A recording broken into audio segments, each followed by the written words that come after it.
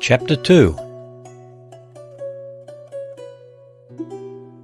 Each summer it was Lavrans Bjorgulfsson's wont to ride southward and see to his manor in Follo.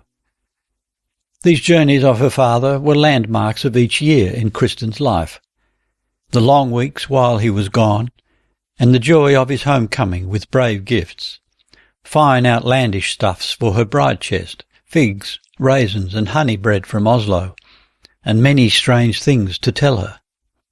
But this year Kristin marked that there was something more than common afoot toward the time of her father's going. 'Twas put off and off. The old men from Lopsgard rode over at odd times, and sat about the board with her father and mother, spoke of heritage and freehold and redemption rights and hindrances to working the estate from so far off, and the bishop's seat and the king's palace in Oslo, which took so much labour from the farms round about the town. They scarce ever had time to play with her, and she was sent out to the kitchen house to the maids. Her mother's brother, Trond Iverson of Sundbu, came over to them more often than was his wont, but he had never been used to play with Kristin or pet her. Little by little she came to have some inkling of what it was all about.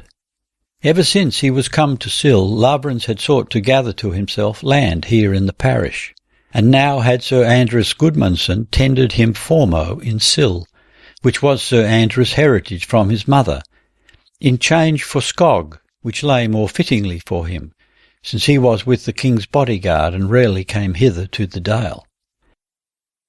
Lavrans was loath to part with Skog, which was his freehold heritage, and had come to his forebears by royal gift, and yet the bargain would be for his gain in many ways. But Lavrans' brother, Asmund Bjorgulfsson too, would gladly have Skog.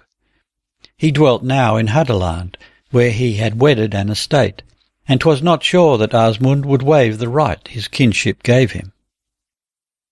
But one day Lavrans told Ranfrid that this year he would have Kristin with him to Skog. She should see the manor where she was born, and which was his father's home, now that it was like to pass from their hands. Ranfrid deemed this but right, though she feared not a little to send so young a child on such a long journey, where she herself could not be by.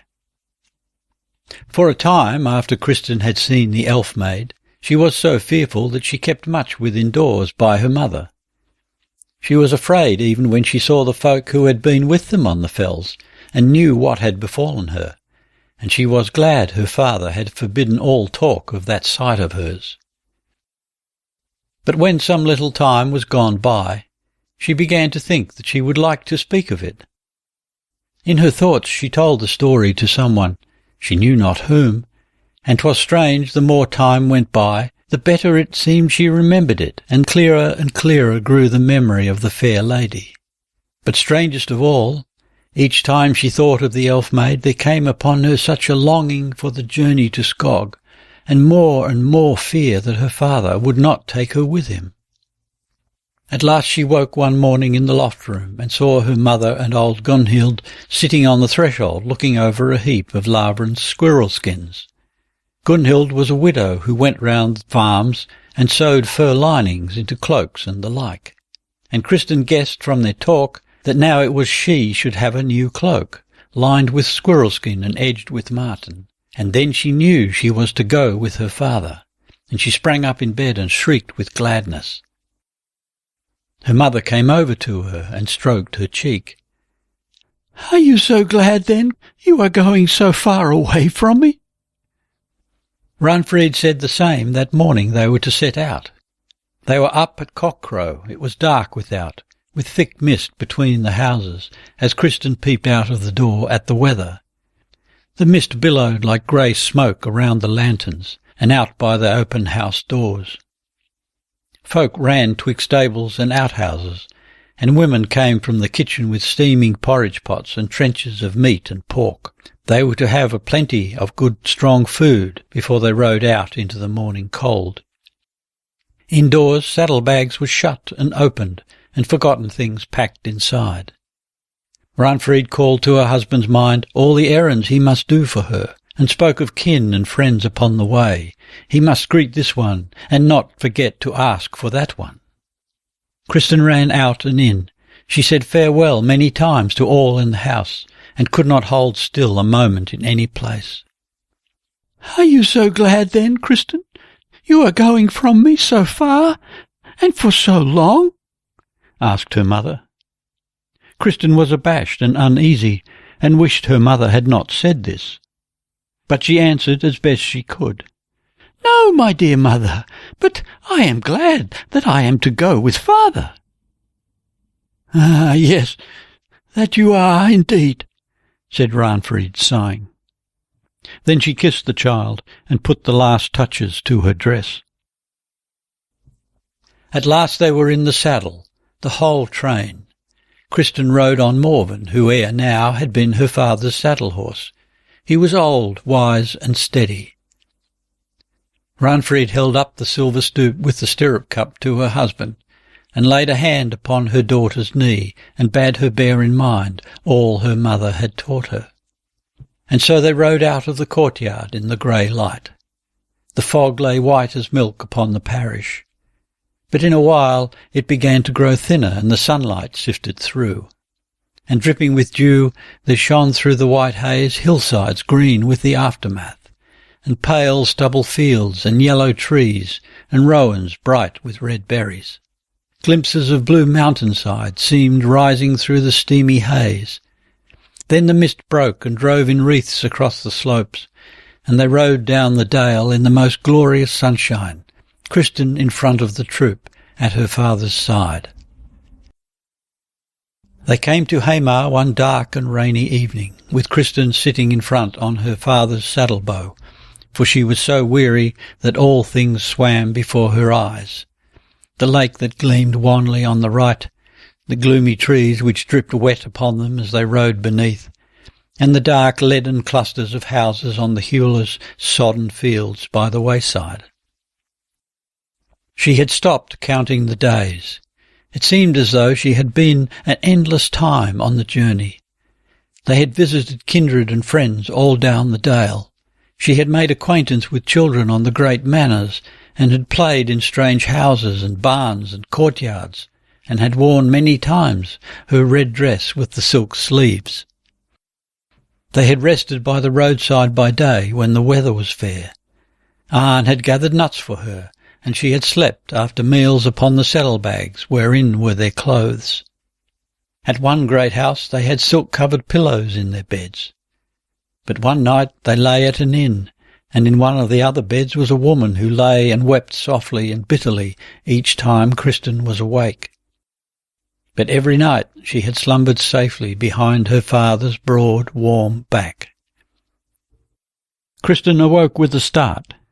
She didn't know where she was, but the wondrous ringing and booming sound she had heard in her dream went on. She was lying alone in a bed, and on the hearth of the room a fire was burning. She called upon her father, and he rose from the hearth where he had been sitting, and came to her along with the stout woman. "Where are we?" she asked. And Lavrans laughed and said, "We are in Hamar now. And here is Margaret, the wife of Fatine the shoemaker. You must greet her now, for you were asleep when we came here. And now Margaret will help you into your clothes." "Is it morning, then?" said Kristin. "I thought you were even now coming to bed. Oh, I want you to help me," she begged. But Lavrans said sternly that she should rather be thankful to kind Margaret for helping her, and see what she has for you for a gift. It was a pair of red shoes with silken latchets. The woman smiled at Kristin's glad face. and pulled on her shift and hose on the bed, so that she didn't need to tread barefoot upon the cold clay floor. "What is it that makes such a noise?" asked Kristin. "Like a church bell, but many bells." "Yes, they are our bells," laughed Margaret. "Haven't you heard of the great minster here in town? 'Tis there you are going now. There goes the great bell, and now 'tis ringing in the cloister, and in the church of Holy Cross as well." Margaret spread the butter thick upon Kristin's bread, and gave her honey in her milk, that the food she took might stand in more stead. She had scant time to eat.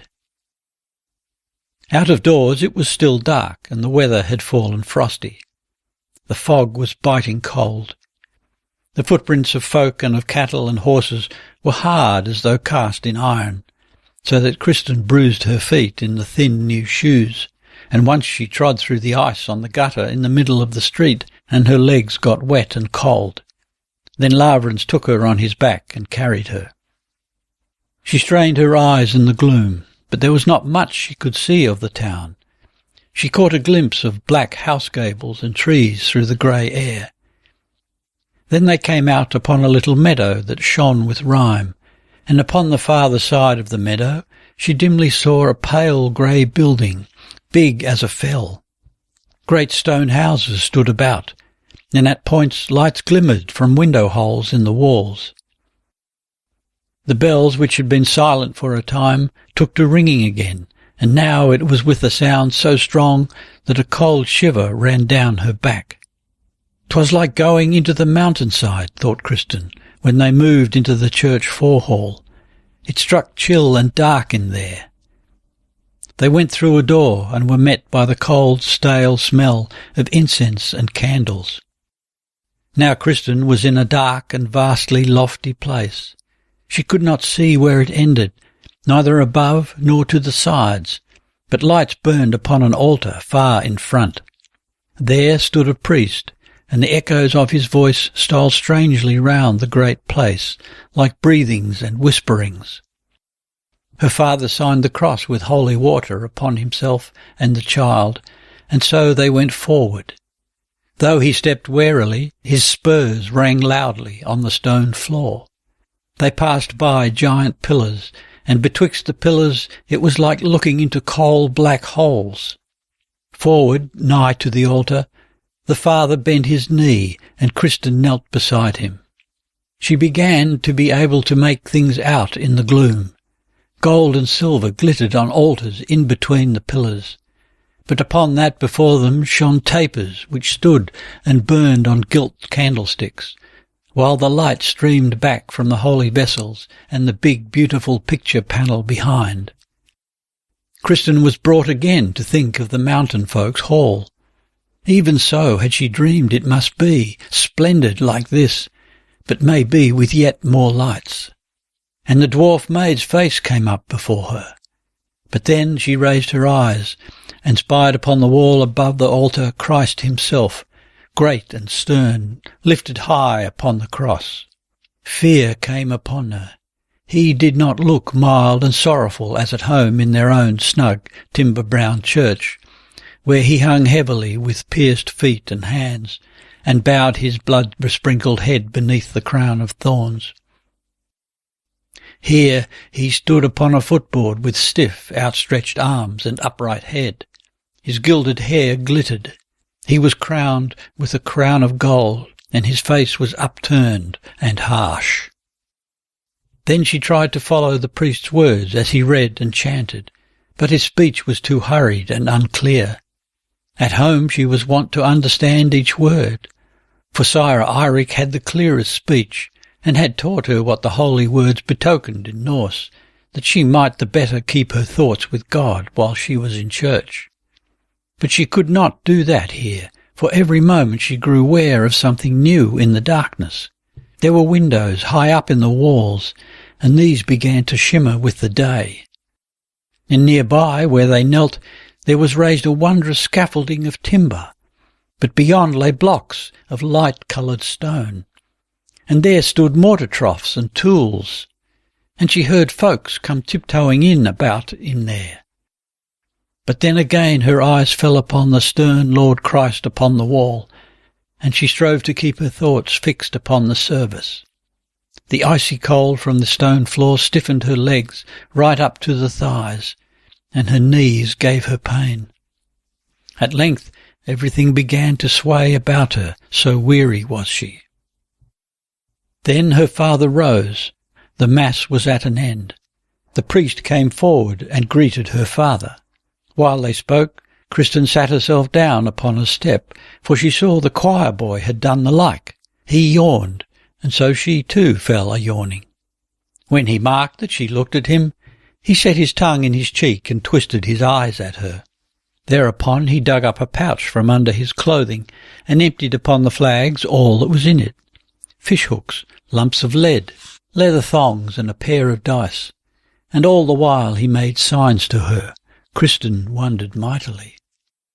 But now the priest and her father looked at the children. The priest laughed and bade the boy be gone back to school, but Lavrans frowned and took Kristin by the hand. It began to grow lighter in the church now. Kristin clung sleepily to Lavrans' hand, while he and the priest walked beneath the pile of timber and talked of Bishop Ingald's building work. They wandered all about the church, and in the end went out into the forehall. Thence a stone stairway led to the western tower. Kristin tumbled wearily up the steps. The priest opened a door to a fair chapel, and her father said that Kristin should set herself without upon the steps, and wait while he went to shrift, and thereafter she could come in and kiss St. Thomas's shrine. At that there came an old monk in an ash-brown frock from out of the chapel. He stopped a moment, smiled at the child, and took some sacks and wadmal cloths which had been stuck into a hole in the wall. These he spread upon the landing. "Sit down here, and you will not be so cold," he said, and passed down the steps upon his naked feet. Kristin was sleeping when Canon Martijn, as the priest was called, came out and wakened her with a touch. Up from the church sounded the sweetest of song, and in the chapel candles burned upon the altar. The priest made sign that she should kneel by her father's side, and then he took down a little golden shrine which stood above the communion table. He whispered to her that in it was a piece of St. Thomas of Canterbury's bloody garments, and he pointed at the saint's figure on the shrine that Kristin might press her lips to his feet. The lovely tones still streamed from the church as they came down the steps. Canon Martijn said 'twas the organist practising his art, and the schoolboys singing. But they had not the time to stay and listen, for her father was hungry. He had come fasting for confession, and they were now bound for the guest room of the canon's close to take their food. The morning sun without was gilding the steep shores on the farther side of the great lake, and all the groves of yellowing leaf trees shone like gold dust amid the dark blue pine woods. The lake ran in waves with small dancing whitecaps of foam to their heads. The wind blew cold and fresh, and the many-hued leaves drifted down upon the rimy hillsides. A band of riders came forth from between the bishop's palace and the house of the Brothers of Holy Cross. Lavrans stepped aside and bowed with a hand upon his breast, while he all but swept the sward with his hat, so Kristin could guess the nobleman in the fur cloak must be the bishop himself, and she curtsied to the ground. The bishop reined in his horse and gave back the greeting. He beckoned Lavrans to him and spoke with him for a while. In a short time Lavrans came back to the priest and child and said, "I have been asked to go and eat at the bishop's palace. Do you think, Canon Martijn, that one of the serving men of the canonry could go with my little maid home to Fartijn the shoemaker's, and bid my men send Halfdan to meet me here with Guldsvinen in the middle of the afternoon?" The priest answered, doubtless what he asked could be done. But on this the bare-footed monk, who had spoken to Kristin on the tower stairs, came forward and saluted them. "There is a man here in our guest-house who has an errand of his own to the shoemaker's. He can take your bidding there, Lavrans Bjorgelsen, and your daughter can go with him. Or she can stay at the cloister with me till you are going home. I shall see to it that she has her food there." Lavrans thanked him, but said, "It were a shame you should be troubled with the child, Brother Edvin." "Brother Edvin draws to himself all the children he can lay his hands upon," said Canon Martijn, and laughed. "In this way he gets someone to preach to." "Ah, before you learned lords here in Hamar, I dare not proffer my poor discourses," said the monk without anger and smiling. "All I am fit for is to talk to the children and peasants. But, as they say, it's not a good idea to muzzle the ox that treads out the corn." Kristin looked up at her father beseechingly. She thought that there was nothing she would like more than to go with Brother Edvin. So Lavrans gave thanks again, and while her father and the priest went after the bishop's train, Kristin laid her hand in the monk's, and they went down towards the cloister, a cluster of wooden houses and a light-hued stone church far down by the lakeside. Brother Edvin gave her hand a little squeeze, and as they looked at one another they both had to laugh. The monk was thin and tall, but very stoop-backed. The child thought him like an old crane in the head, for 'twas little, with a small, shining, bald pate above a shaggy white rim of hair, and set upon a long, thin, wrinkled neck. His nose was large too, and pointed like a beak, but 'twas something which made her light of heart and glad, only to look up into the long, narrow, deep-lined face. The old sea-blue eyes were red-rimmed, and the lids brown and thin as flakes. 1,000 wrinkles spread out from them. The wizened cheeks, with the reddish network of veins, were scored with furrows which ran down towards the thin-lipped mouth. But 'twas as though Brother Edvin had grown thus wrinkled only through smiling at mankind. Kristin thought she had never seen anyone so blithe and gentle. It seemed he bore some bright and privy gladness within, which she would get to know of when he began to speak. They followed the fence of an apple orchard, where there still hung upon the trees a few red and golden fruit. 2 preaching brothers in black and white gowns were raking together withered bean-shaws in the garden.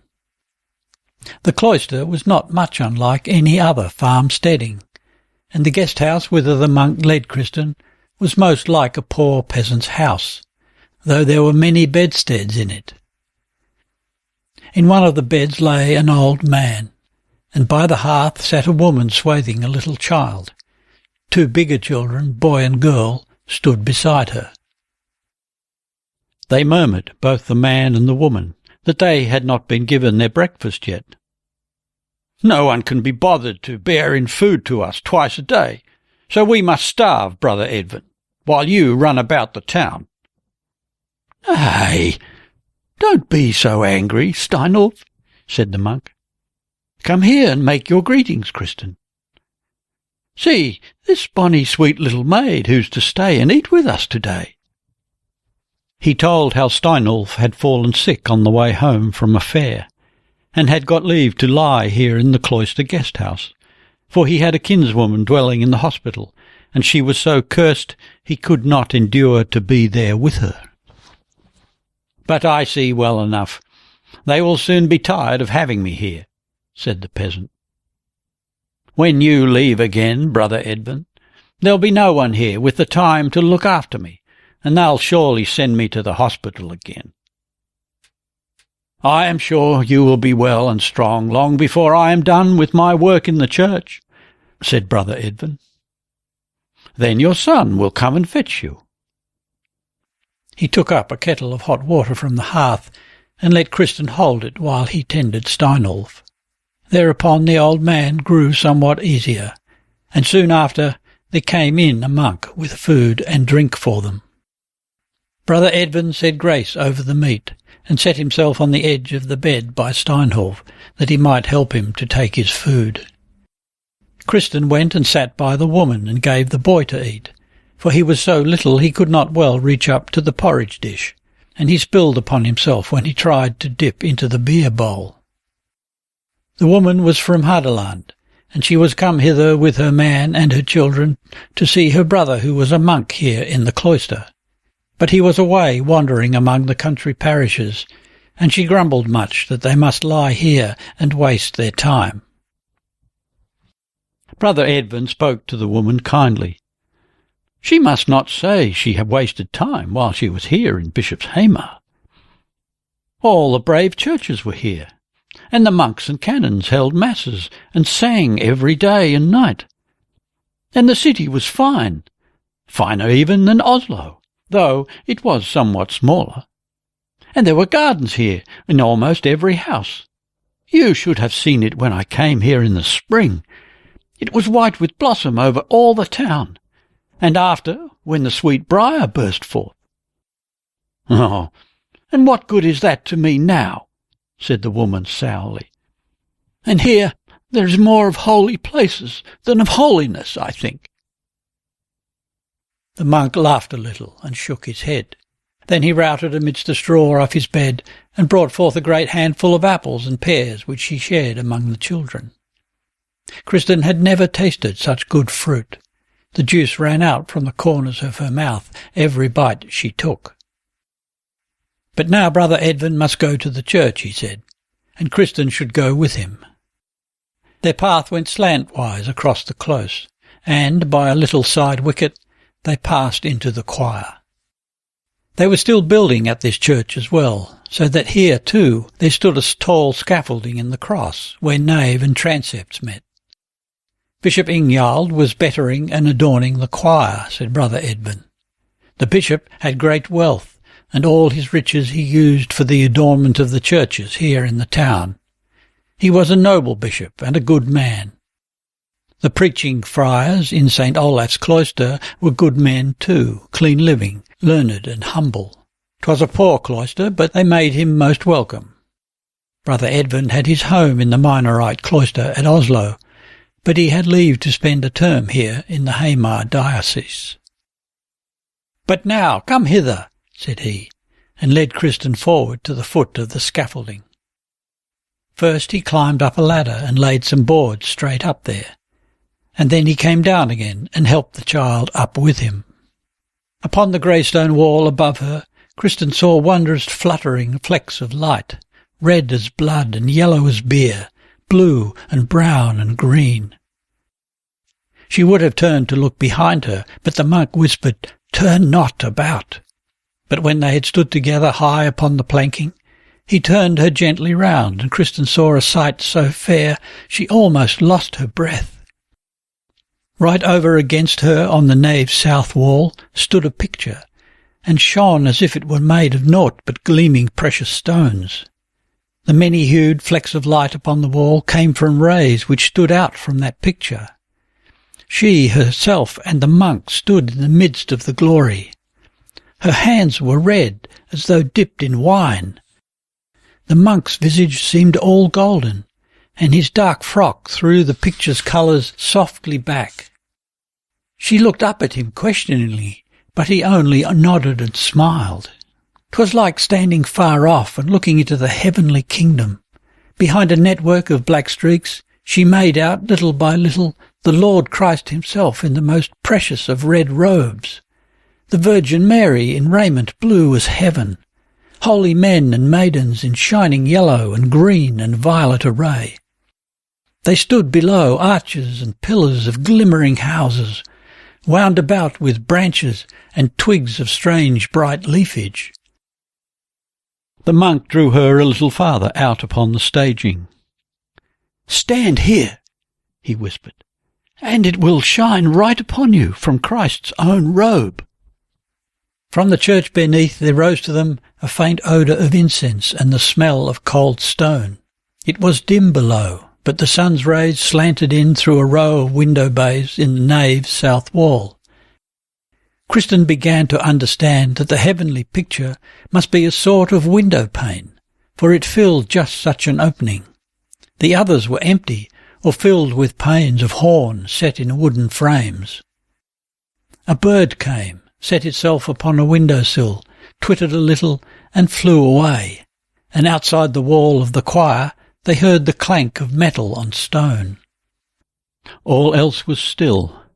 Only the wind came in small puffs, sighed a little round the church walls, and died away. "Ah, yes," said Brother Edvin, and sighed. "No one here in Norway can make things like this. They paint on glass, it is true, in Nidaros, but not like this. But away in the lands of the south, Kristin, in the great cathedrals, there they have such picture panes, big as the doors of the church here."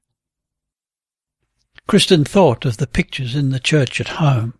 There was St. Olaf's altar and St. Thomas of Canterbury's altar, with pictures on their front panels and on the tabernacles behind. But those pictures seemed to her dull and lustreless as she thought of them now. They went down the ladder and up into the choir. There stood the altar table, naked and bare, and on the stone slab were set many small boxes and cups of metal and wood and earthenware. Strange little knives and irons, pens and brushes lay about. Brother Edvin said these were his gear. He plied the crafts of painting pictures and carving altar tabernacles, and the fine panels which stood yonder by the choir stalls were his work. They were for the altarpieces here in the preaching friar's church. Kristin watched how he mixed up coloured powders and stirred them into little cups of stoneware, and he let her help him bear the things away to a bench by the wall, while the monk went from one panel to another and painted fine red lines in the bright hair of the holy men and women so that one could see it curl and crinkle. Kristin kept close at his heels and gazed and questioned, and he explained to her what it was that he had limned. On the one panel sat Christ in a chair of gold, and St. Nicholas and St. Clement stood beneath a roof by his side, and at the sides was painted St. Nicholas's life and works. In one place he sat as a suckling child upon his mother's knee. He turned away from the breast she reached him, for he was so holy that from the very cradle he would not suck more than once on Fridays.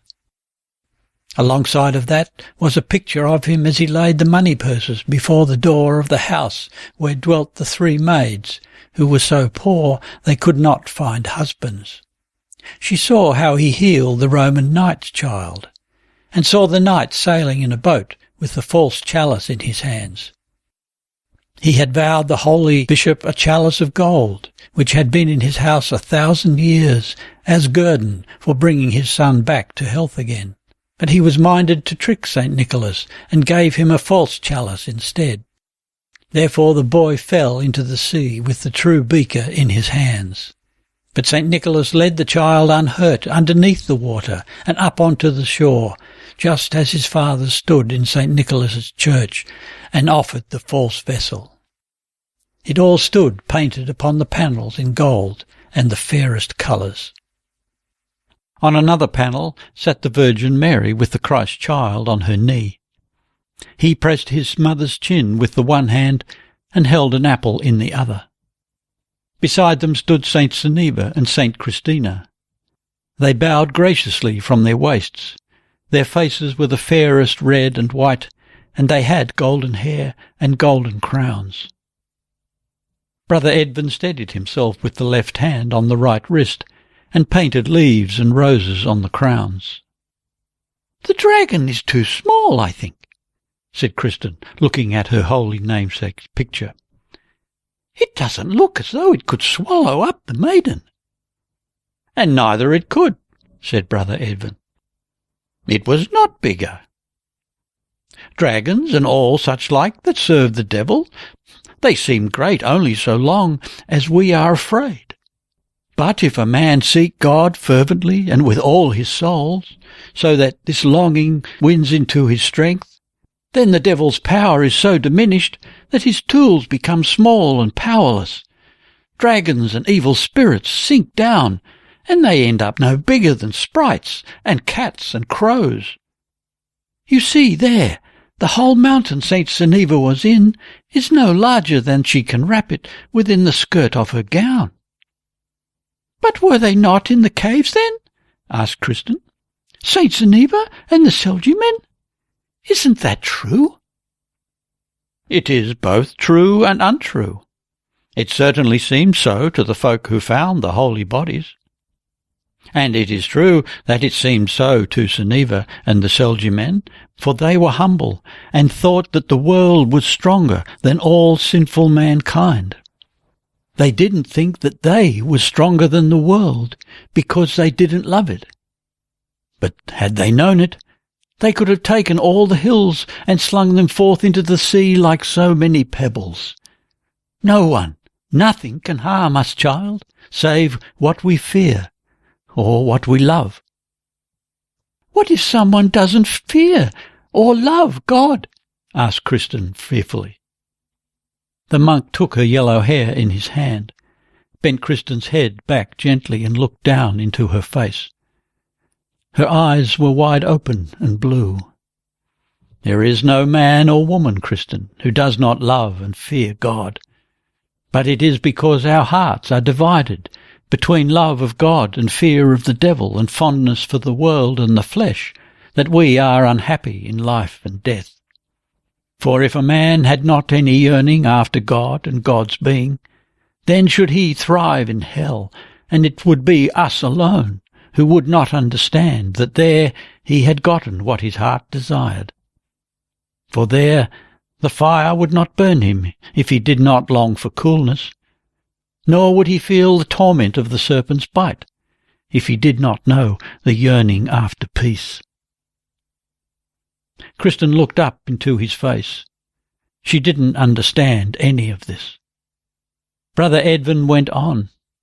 It was God's loving kindness that, seeing how our hearts are torn apart, he came down and dwelt among us, that he might taste in the flesh the lures of the devil when he decoys us with power and splendour, as well as the menace of the world when it offers us blows and scorn and sharp nails in hands and feet. This is how he showed us the way and showed us his love." He looked down upon the child's grave, set face. Then he laughed a little and said with quite another voice, "Do you know who 'twas that first knew our Lord had caused himself to be born? 'Twas the cock. He saw the star, and so he said, all the beasts could talk Latin in those days. He cried, 'Christus natus est!' He crowed these last words so like a cock that Kristin fell to laughing heartily. And it did her good to laugh, for all the strange things Brother Edvin had just been saying had laid a burden of awe on her heart. The monk laughed himself. Aye, and when the ox heard that, he began to low, "Ubi, ubi, ubi." But the goat bleated and said, "Bethlem, Bethlem, Bethlem." And the sheep longed so to see Our Lady and her Son that she barred out at once, "Amos, Amos." And the newborn calf that lay in the straw raised itself and stood upon its feet. "Volo, volo, volo," it said. You never heard that before? No, I can believe it. I know that he is a worthy priest, that Sire Eric that you have up in your parts, and learned, but he knows not this, I warrant. For a man does not learn it except he journey to Paris. "Have you been to Paris, then?" asked the child. "God bless you, little Kristin. I have been in Paris, and have travelled round elsewhere in the world as well. And you must not believe aught else than that I am afraid of the devil, and love and covet like any other fool. But I hold fast to the cross with all my might. One must cling to it like a kitten to a lath when it has fallen in the sea. And you, Kristin, how would you like to offer up this bonny hair and serve Our Lady like these brides I have figured here?" "We have no child at home but me," answered Kristin. "So 'tis like that I must marry. And I trow mother has chests and lockers with my bridal gear standing ready even now." "Aye, aye," said Brother Edvin, and stroked her forehead. "'Tis thus that folk deal with their children now. To God they give the daughters who are lame or purblind or ugly or blemished, or they let him have back the children when they deem him to have given them more than they need. And then they wonder that all who dwell in the cloisters are not holy men and maids. Brother Edvin took her into the sacristy and showed her the cloister books, which stood there in a bookcase. There were the fairest pictures in them, but when one of the monks came in, Brother Edvin made as though he were but seeking an ass's head to copy. Afterwards he shook his head at himself. "Aye, there you see what fear does, Kristin. But they are so fearful about their books in the house here. Had I the true faith and love, I would not stand here as I do and lie to Brother Asulf. But then I could take these old fur mittens here and hang them upon yonder sunbeam."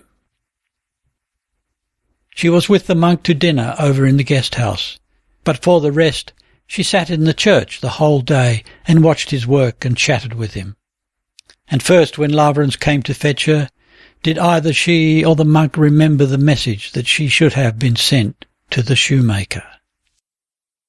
Afterwards, Kristin remembered these days in Hamar better than all else that befell her on the long journey. Oslo indeed was a greater town than Hamar, but now that she had seen a market town, it did not seem to her so notable. Nor did she deem it as fair at Skog as at Jorengard, although the houses were grander. But she was glad she was not to dwell there. The manor lay upon a hillside. Below was the Bjottenford, grey and sad with dark forest, and on the further shore and behind the houses the forest stood with the sky right down upon the tree-tops.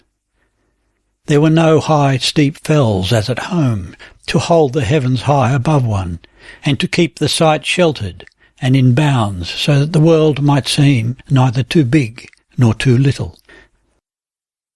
The journey home was cold.